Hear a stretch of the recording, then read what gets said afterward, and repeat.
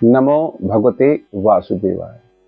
वैशाख मास कृष्ण पक्ष बरुथनी एकादशी महापुण्य को देने वाली। भक्तों, 10,000 वर्ष तपस्या करें और मात्र बरुथनी एकादशी का व्रत करें, उस प्रभाव का फल मिल जाता है।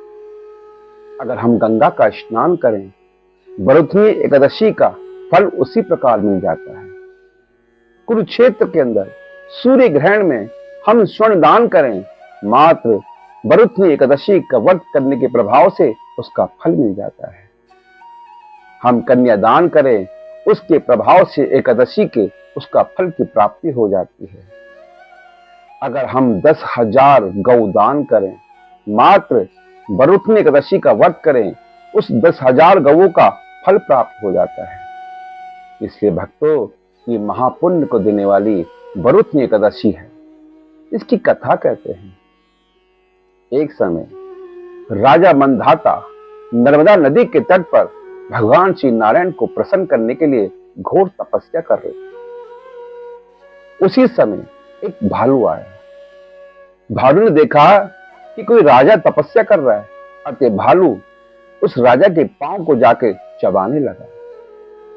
पर राजा ने क्रोध नहीं किया, राजा ने तपस्या भंग नहीं करी, भगवान की भक्ति में संलग्न रहा।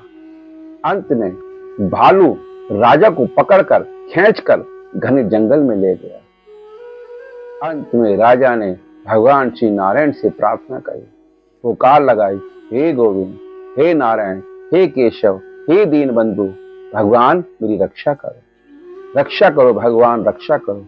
और उसी समय चतुर्भुज भगवान श्री नारायण प्रकट हो गए और भगवान ने उस भालू का वध कर दिया।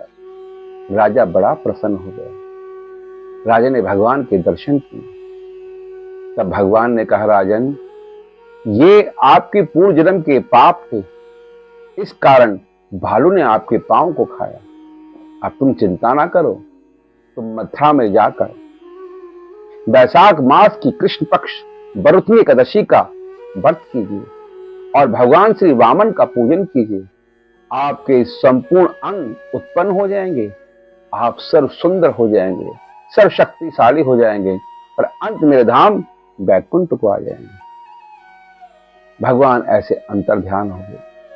तब राजा मंधाता मथुरा में जाकर बरुथनी एकादशी का व्रत किया, भगवान का पूजन किया, वामन भगवान का आह्वान किया और उसकी कृपा से राजा के संपूर्ण अंग आ गए, बहुत सुंदर शक्तिशाली हो गया। और इस प्रकार इस व्रत के प्रभाव से राजा संसार का सुख भोग कर अंत में वैकुंठ धाम को चला गया।